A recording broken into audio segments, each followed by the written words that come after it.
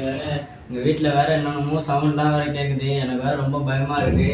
என்ன பண்ணுறது வேறு தெரில. சரி விடு, மாமா வர வரைக்கும் நம்ம லைட் ஆஃப் பண்ணிட்டு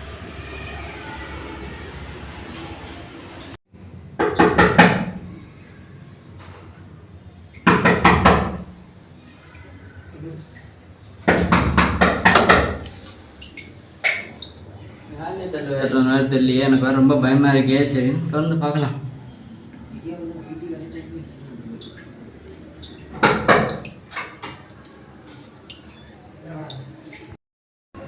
அப்பல அன்னைக்கு சத்தம் கேட்டுல ரூமில். ஆமாம் சாமியார் ஆஸ்பத்திரி கட்டுப்படுத்துறதுக்காக போய் கூப்பிட்டு வந்துட்டா. ஃபோன் எனக்கு பயமாக இருந்துச்சு. வேறு ரொம்ப பயமாக இருக்குமாம்மா. சாமியா இந்த வீடு தான் சாமியா வீடு.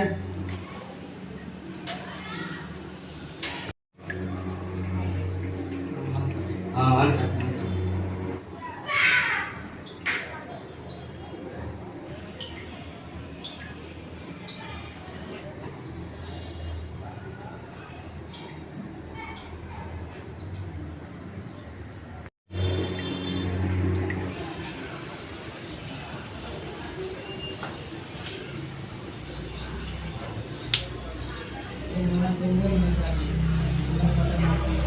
நைட்டு ஃபுல்லாக தூங்கவே முடியல சாமி.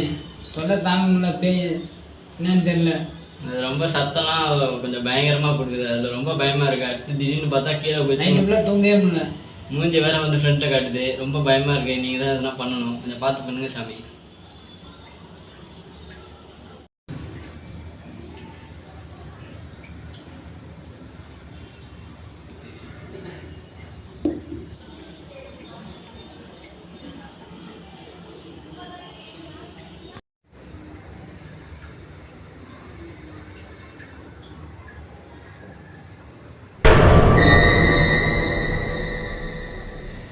அந்த ரூம்ல யாரு ஒரு 3 பேர் இருந்தோம். இவர் பிரச்சனையிலே என்ன 2 பேரும் அடிச்சு கொண்டுட்டாங்க. இவங்க 2 பேரும் உடம்புல பூந்து அவங்கள பழி வாங்கணும்னு நான் வந்தேன். எனக்கு பேச உதவி பண்ணுங்க. இங்க இருந்து போ. நான் போக மாட்டேன். என் ஆசை நிறைவேறாம நான் போக மாட்டேன். உன் ஆசை நிறைவேற்றா நீ போயிடுவியா? கண்டிப்பா போயிடுவேன்.